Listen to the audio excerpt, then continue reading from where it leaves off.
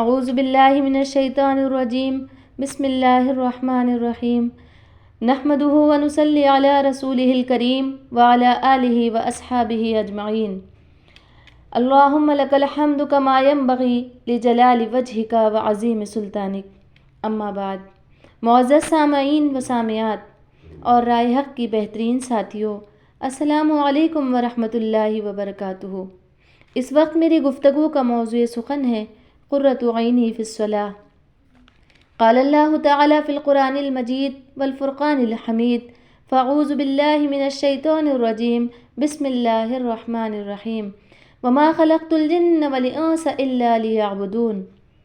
میں نے جن اور انسان کو اس کے سوا اور کسی غرض کے لیے پیدا نہیں کیا کہ وہ میری عبادت کریں۔ معزز خواتین، جب نوع انسانی کی پیدائش کا مقصد ہی عبادت ہو تو اندازہ لگائیے کہ عبادت کا مطلب و مفہوم جاننا کس قدر لازمی ہوگا، کس قدر ضروری ہو جائے گا۔ عبادت کا لفظ عبد سے نکلا ہے۔ عبد کے معنی بندے اور غلام کے ہیں، گویا عبادت بندگی اور غلامی کا نام ہے۔ ظاہر ہے جب بندہ کسی کا غلام ہوگا تو وہ اپنے مالک کی اطاعت کرے گا، اس کی تعظیم کرے گا، اس کی وفاداری و پاسداری اس پر فرض ہوگی۔ انہی تین چیزوں کا مجموعہ عبادت ہوتا ہے۔ آیت مبارکہ میں الا لیعبدون کا مطلب دراصل یہی ہوگا کہ جن و انس کی پیدائش اسی لیے کی گئی کہ وہ اللہ کے وفادار ہوں، اس کی اطاعت گزار ہوں اور اسی کے آگے ادب اور تعظیم سے سر جھکائیں۔ اسی لیے سارے ہی انبیاء کرام علیہم اجمعین کی دعوت کا لب لباب یہی رہا کہ اللہ تعبدوا الا ایاہ، اللہ کے سوا کسی کی عبادت نہ کرو۔ عزیز بہنوں، عبادت کے اس مفہوم سے مکمل طور پر یہی واضح ہوتا ہے کہ جس طرح غلام اپنے آقا کی ڈیوٹی نبھانے میں اپنے آقا کے اصولوں کی پاسداری و وفاداری اور اپنے آقا کی خدمت و اطاعت میں دن رات لگا رہتا ہے کیونکہ وہ اس کی غلامی میں ہے، بالکل اسی طرح بندہ بھی اپنے رب العالمین کی غلامی میں ہمیشہ ہوتا ہے، گویا اس کی ساری زندگی عبادت ہے۔ ایک بزرگ فرماتے ہیں اگر نیت درست ہو تو آدمی وہم فی صلاتہم دائمون میں داخل ہو جائے گا، یعنی اسے دائمی حضوری میسر آ جائے گی۔ لہٰذا غلامی کا مطلب یہی ہوا کہ بندہ کسی وقت بھی یہ خیال نہیں کر سکتا کہ میں اس لمحے میں اپنا خود مختار ہوں، مجھے اپنا اختیار ہے، بلکہ نہیں، چاہے وہ تجارتی منڈی میں ہو یا کمرہ عدالت میں ہو، میدان میں ہو یا سفر میں ہو، گھر میں ہو یا مسجد میں ہو، وہ اپنے مالک کا غلام ہے، اس کے احکام کا تابع ہے۔ مختصر یہ کہ دنیا کا ہر کام، جیسے سونا، جاگنا، اٹھنا، بیٹھنا، کھانا پینا، چلنا پھرنا، سب کچھ اپنے مالک کے قانون کی پابندی میں ہو، یہی عبادت ہے۔ عزیز بہنوں، ظاہر ہے اس بڑی عبادت کو کرنے کے لیے، اس کا حق ادا کرنے کے لیے ہمیں کچھ چیزوں کی ضرورت بھی پڑے گی۔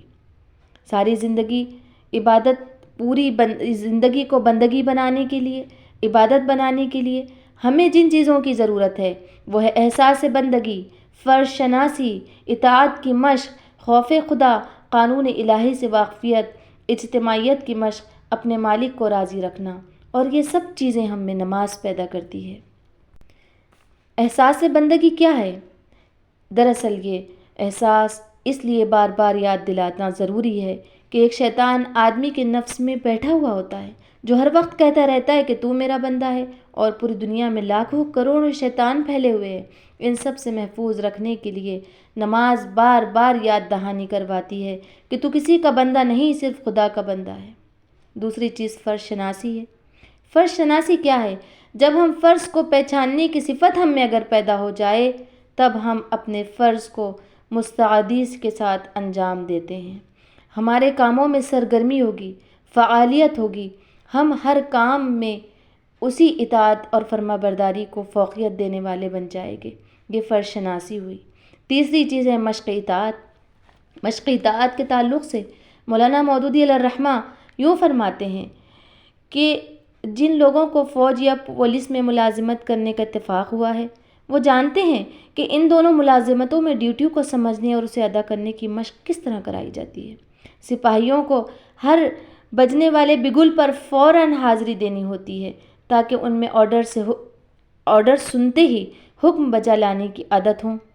اسی بنا پر نبی کریم صلی اللہ علیہ وسلم نے فرمایا، جو لوگ اذان کی آواز سن کر اپنے گھروں سے نہیں نکلتے، میرا جی چاہتا ہے کہ جا کر ان کے گھروں میں آگ لگا دوں۔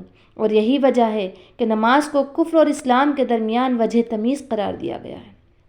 چوتھی چیز خدا کا خوف پیدا کرنا ہے۔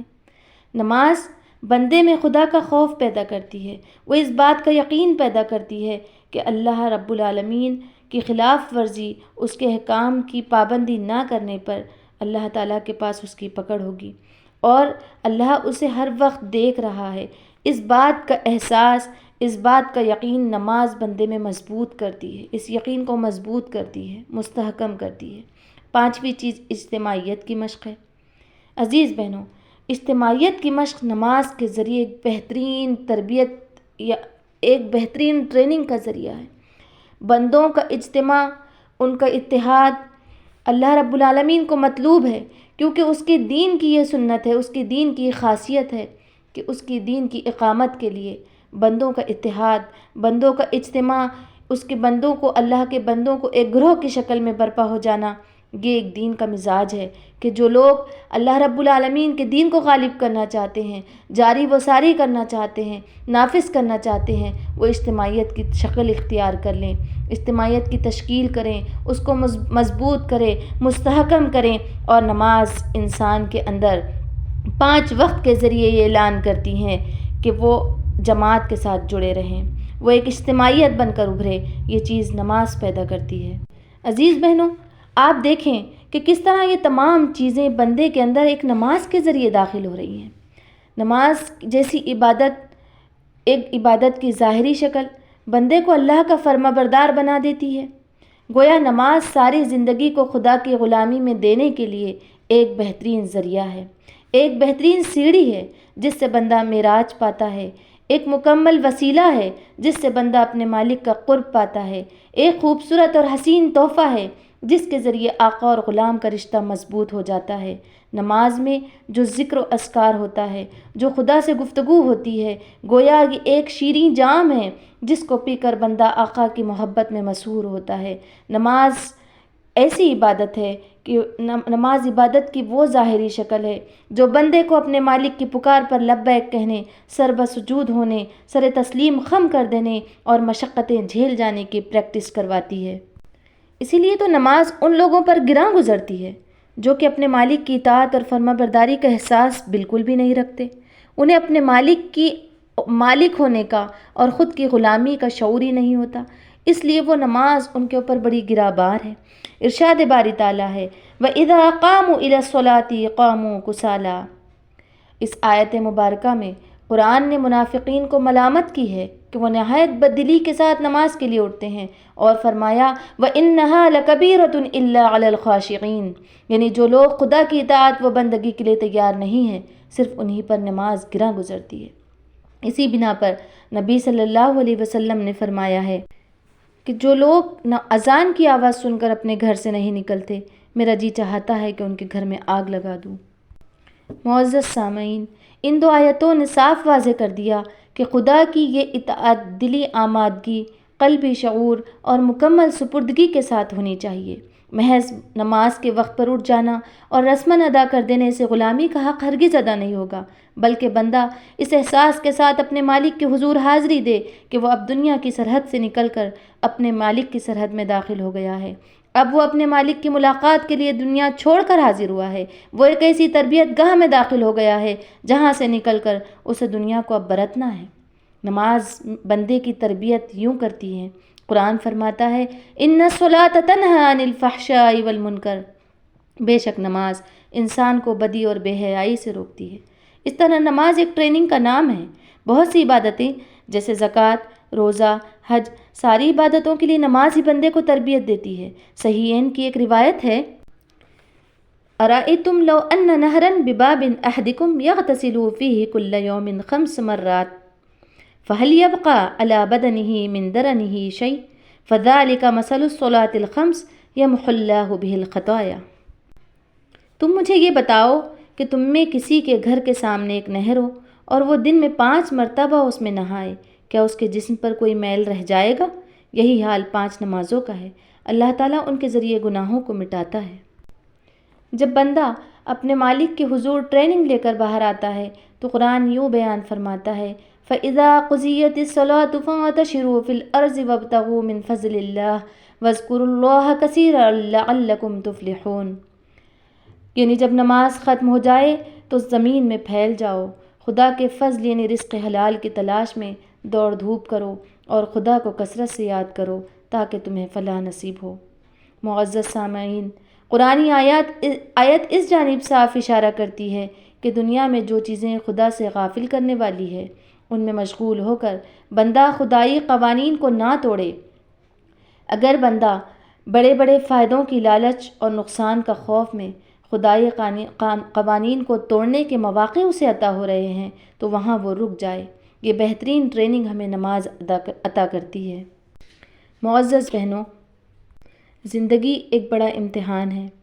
جس زندگی کے امتحان میں ہم جہاں گزر رہے ہیں یہاں نشیب ہے، فراز ہے۔ انسان کبھی راستہ بھٹک جاتا ہے، کبھی اسے راستہ نظر آ جاتا ہے، کبھی وہ اندھیرے میں ہوتا ہے تو کبھی اجالے میں، کبھی ایمان اس کا گھٹ جاتا ہے تو کبھی بڑھ جاتا ہے۔ ان تمام چیزوں سے گزر کر ان تمام چیزوں کا نام زندگی ہے۔ عزیز بہنوں، اس زندگی میں جہاں پر انسان کا قدم غلط سمت میں نہ اٹھے، ہمیشہ وہ سیدھے راستے کا متلاشی ہو، وہ اللہ سے ہدایت کو طلب کرے، وہ تمام تکلیفوں اور مصائب سے دور رہے، ان تمام چیزوں کی خواہش میں وہ ہمیشہ اس خواہش میں اور اس اللہ رب العالمین سے اس مطالبے کے لیے سرگرداں رہتا ہے۔ اسی لیے اگر کوئی اللہ رب العالمین نے جو تمام نعمتیں دی ہیں، ان نعمتوں پر ہم یہ تصور کرتے ہیں کہ یہ ہم سے نہ چھینی جائے، ہم کسی مصیبت میں ہم تمام مصیبتوں سے بچے رہے اور زندگی کی برکت اور سکون ہمیں حاصل رہے۔ عزیز بہنوں، مومن کے لیے ان ساری چیزوں کی ضمانت نماز دیتی ہے۔ اسلام نے وقفے سے ایسے اوقات مقرر کر دیے ہیں جن میں روزانہ انسان اپنے رب سے سرگوشیاں کرتا ہے، پہلے اس کی بزرگی کا اعتراف کرتا ہے، پھر ہدایت طلب کرتا ہے۔ ایسے وقفوں میں انسان اپنے رب کے سامنے کھڑا ہو کر اسے خوش کرتا ہے، اس سے مدد مانگتا ہے۔ وہ ایک ایسے مالک کے سامنے کھڑا ہے کہ تاکہ اپنے علم کا جو اس کو نقص ہے اس کے اندر وہ اس کی تلافی کرے۔ وہ جانتا ہے کہ وہ جس مالک کے سامنے کھڑا ہے وہ مالک سارے جہانوں کا بادشاہ ہے، وہ زبردست قدرت والا ہے۔ وہ اپنی کمزوری اور عاجزی کی تلافی کرتے ہوئے اپنی کمزوری اور عاجزی کے ساتھ اللہ رب العالمین کے آگے گڑ گڑاتا ہے۔ اللہ تعالیٰ ایک حدیث مقدس میں ارشاد فرماتے ہیں، میں نے نماز کو یعنی سورہ فاتحہ کو اپنے اور اپنے بندے کے درمیان نصف نصف تقسیم کر دیا ہے۔ جب بندہ کہتا ہے الحمدللہ رب العالمین تو اللہ تعالیٰ فرماتے ہیں میرے بندے نے میری حمد بیان کی، حمدنی ربی۔ پھر جب وہ کہتا ہے الرحمن الرحیم تو اللہ تعالیٰ فرماتے ہیں اثنا الیہ ربی، میرے بندے نے میری تعریف کی۔ جب بندہ کہتا ہے مالک یوم الدین تو اللہ تعالیٰ فرماتا ہے میرے بندے نے میری بڑائی بیان کی، مجدنی ربی۔ پھر جب وہ کہتا ہے ایاک نعبد و ایاک نستعین تو اللہ تعالیٰ فرماتا ہے کہ میرے اور میرے بندے کے درمیان عہد ہے اور جو کچھ اس نے مانگا وہ اس کے لیے ہے۔ یہاں پر بندے نے ایاک نعبد و ایاک نستعین کے ذریعے کمٹمنٹ کیا ہے اللہ تعالیٰ سے کہ ہم تیری ہی عبادت کرتے ہیں اور تجھ ہی سے مدد چاہتے ہیں، اس لیے تو ہمیں اہدنا الصراط المستقیم، سیدھا راستہ دکھا، ان لوگوں کا راستہ دکھا جس پر تو نے انعام کیا ہے۔ میری عزیز بہنوں، یہ ایک کمٹمنٹ بندے کا اللہ اور اللہ رب العالمین کے درمیان ہے۔ بندہ جب اللہ تعالیٰ کی تعریف کرتا ہے، پکارتا ہے، ایک ایک آیت مبارکہ پڑھتا ہے، اللہ تعالیٰ خود اس کا جواب دیتے ہیں۔ زندگی کے اس میدان میں ہم جو بیکار پڑے ہیں، بدن گرد آلود ہیں، ہماری روح بے چین ہے، لمبا سفر ہے، اس لمبے سفر میں ہم کو ہر وقت کی کسی نہ کسی چیز کی ضرورت پڑتی ہے۔ نماز ایسے لمحات میں انسان کو پاکیزگی عطا کرتی ہے، کمال عطا کرتی ہے، بلندی عطا کرتی ہے، اس کی روح کی تسکین کا سبب بن جاتی ہے۔ میری عزیز بہنوں، حضرت ابو سعید خدری رضی اللہ عنہ سے روایت ہے کہ رسول اللہ صلی اللہ علیہ وسلم نے فرمایا 5 نمازیں اپنے درمیانی وقفوں کے لیے کفارہ ہیں۔ تمہارا کیا خیال ہے کہ اگر کوئی شخص کہیں کام کرتا ہو اور اس کے گھر اور کارخانے کے درمیان 5 دریا حائل ہوں، جب وہ کارخانہ جائے تو کام کے درمیان پسینے اور گندگی سے دوچار ہو، پھر وہ گھر واپس ہوتے ہوئے ہر دریا میں نہاتا جائے تو اس کے بدن پر کچھ بھی گندگی باقی رہ جاتی ہے، کچھ بھی گندگی باقی رہ جاتی ہے۔ اسی طرح نماز ہے، مطلب یہاں سوال کرتے ہیں کہ کیا اس کے بدن پر کوئی گندگی باقی رہ جائے گی؟ اسی طرح نماز ہے، جب بھی کوئی خطا سرزد ہو تو دعا و استغفار کرنے سے وہ گناہ معاف ہو جاتے ہیں۔ معزز بہنوں، یہ بڑی ہی خوبصورت بات ہے کہ اس مادہ پرست دنیا میں اللہ تعالیٰ نے انسانوں کو نفسا نفسی کے شعلوں سے بچانے کے لیے وقفے سے نماز فرض کی ہے۔ حضرت انس رضی اللہ تعالیٰ عنہ سے روایت ہے کہ رسول اللہ صلی اللہ علیہ وسلم نے فرمایا، اللہ تعالیٰ کا ایک فرشتہ ہر نماز کے وقت پکارتا ہے، اے ابن آدم، تم نے جو آگ دہکا رکھی ہے اسے اٹھ کر بجھاؤ۔ یہ اس حدیث کو طبرانی نے بیان کیا ہے۔ ایک دوسری روایت میں ہے کہ تم لوگ آگ میں جھلستے رہتے ہو یہاں تک کہ جب نماز فجر پڑھتے ہو تو وہ آگ بجھا دیتی ہے، اس کے بعد پھر جلنے لگتے ہو۔ ظہر کی نماز پڑھتے ہو تو پھر آگ بجھا دیتی ہے، اس کے بعد پھر جلنے لگتے ہو۔ پھر عصر کی نماز پڑھتے ہو تو وہ آگ بجھا دیتی ہے، اس کے بعد پھر جلنے لگتے ہو۔ پھر جب مغرب کی نماز پڑھتے ہو تو وہ آگ بجھا دیتی ہے، اس کے بعد پھر جلنے لگتے ہو، اور جب عشاء کی نماز پڑھتے ہو تو وہ آگ بجھا دیتی ہے، پھر تم سو جاتے ہو اور تمہارا رجسٹر بند کر دیا جاتا ہے یہاں تک کہ تم بیدار ہو جاؤ۔ یہ اس حدیث کو بھی طبرانی نے بیان کیا ہے۔ جس طرح عام زندگی میں لوگ چھوٹے چھوٹے گناہ کرتے ہیں اور ہر پہلوؤں سے ان گناہوں کی اصلاح کا سامان نماز کرتی ہے، جیسے اس حدیث میں اس کی تصویر کشی کی گئی ہے۔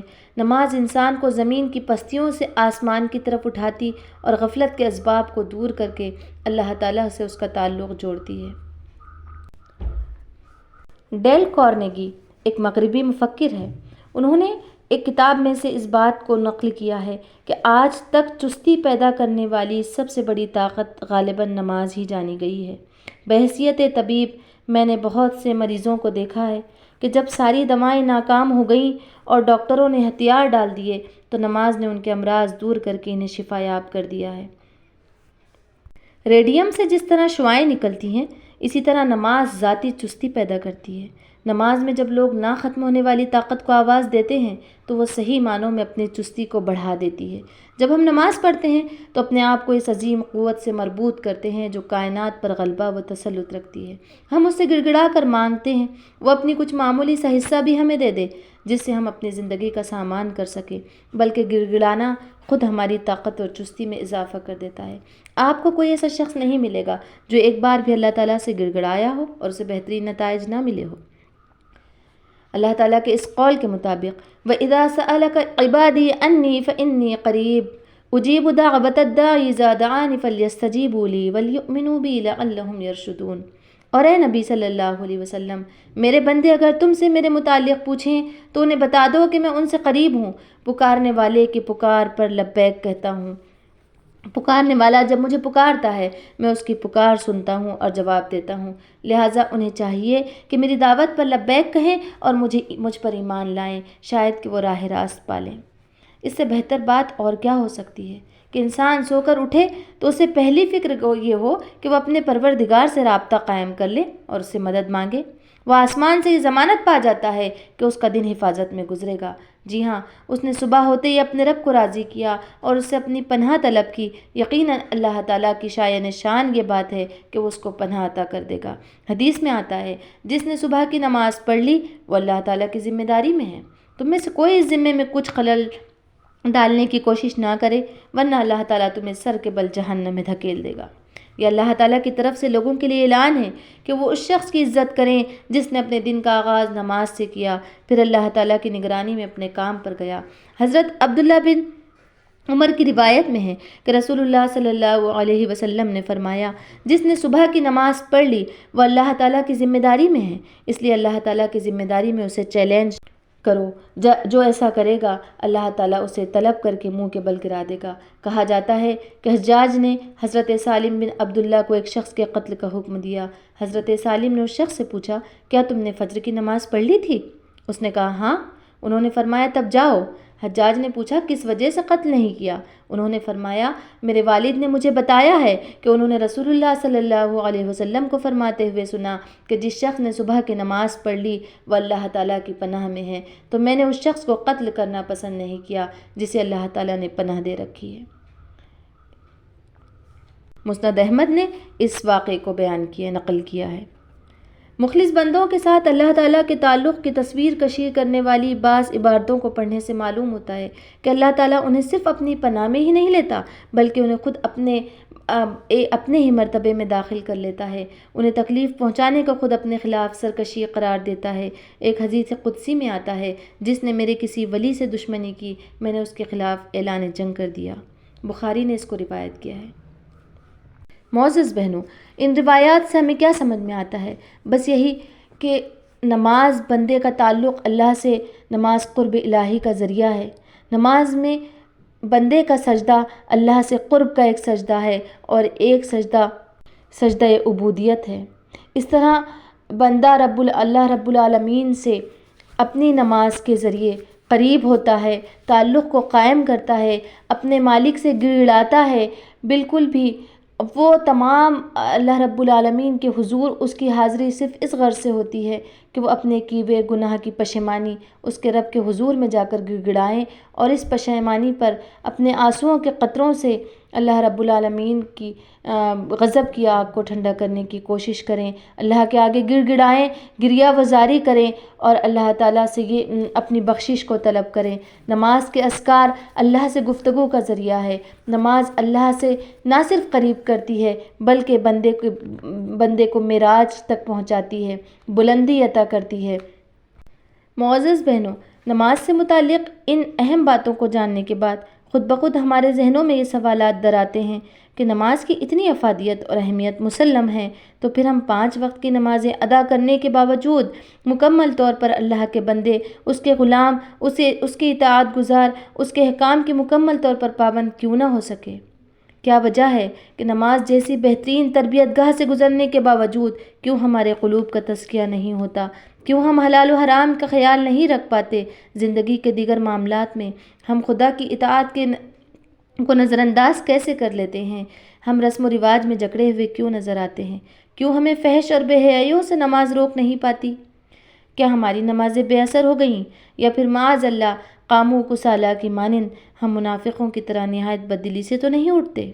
اگر اس انٹروسپیکشن کے بعد جواب مثبت میں آتا ہے تو پھر نمازیں ادا کرنے والوں کے لیے، ایسے ہی نمازیوں کے لیے قرآن تباہی کا اعلان کرتا ہے، فَوَيْلٌ لِّلْمُصَلِّينَ الَّذِينَ هُمْ عَنْ صَلَاتِهِمْ سَاهُونَ۔ تباہی ہے ان نماز پڑھنے والوں کے لیے جو اپنی نمازوں سے غفلت برتتے ہیں۔ معزز سامعین، قبل اس کے کہ آخرت میں یہ سوال داغا جائے، مَا سَلَكَكُمْ فِي سَقَرَ قَالُوا لَمْ نَكُ مِنَ الْمُصَلِّينَ۔ تمہیں کیا چیز سقر جہنم میں کھینچ لائی ہیں؟ انہوں نے کہا ہم نماز پڑھنے والوں میں سے نہیں تھے۔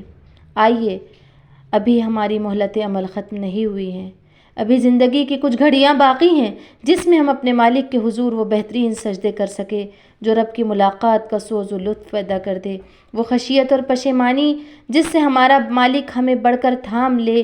بقول علامہ اقبال، موتی سمجھ کے شان کریمی نے چن لیے، موتی سمجھ کے شان کریمی نے چن لیے، قطرے جو تھے میرے عرق انفعال کے۔ معزز سامعین کرام، جس دن احساس اور شعور جاگ جائے اسی دن سویرا ہوتا ہے، اسی دن ہمارا مالک ہمیں تھام لیتا ہے۔ آئیے اس شعور کو ہمیشہ زندہ رکھنے کا عزم کرتے ہیں اور صمیم قلب سے بارگاہ الہی میں دعا کرتے ہیں کہ ہماری نمازوں کو خشیت اور محبت، ملاقات، مشاہدہ، دیدار الہی، ان ساری چیزوں کا حسین امتزاج بنا دے۔ ہم اپنی نمازوں میں اس بھنورے کی طرح انہماک چاہتے ہیں جو پھولوں کا رس چوستے ہوئے اپنے اطراف و اکناف سے بے خبر ہو کر مدہوش ہو جاتا ہے۔ اے اللہ، تو ہم پر رحم فرما اور اس خواہش و عزم کو قبول کر لے، اپنی نیک توفیق اور انعام سے ہمیں نواز دے، مومنانہ نماز ہمیں عطا کر دے، ہماری نمازوں کی اصلاح فرما دے اور نماز جن چیزوں کا تقاضا ہم سے کرتی ہے وہ تمام مطالبات ہم کو پورا کرنے والا بنا دے۔ آمین۔ وآخر دعوانا ان الحمد للہ رب العالمین وما علینا الا البلاغ۔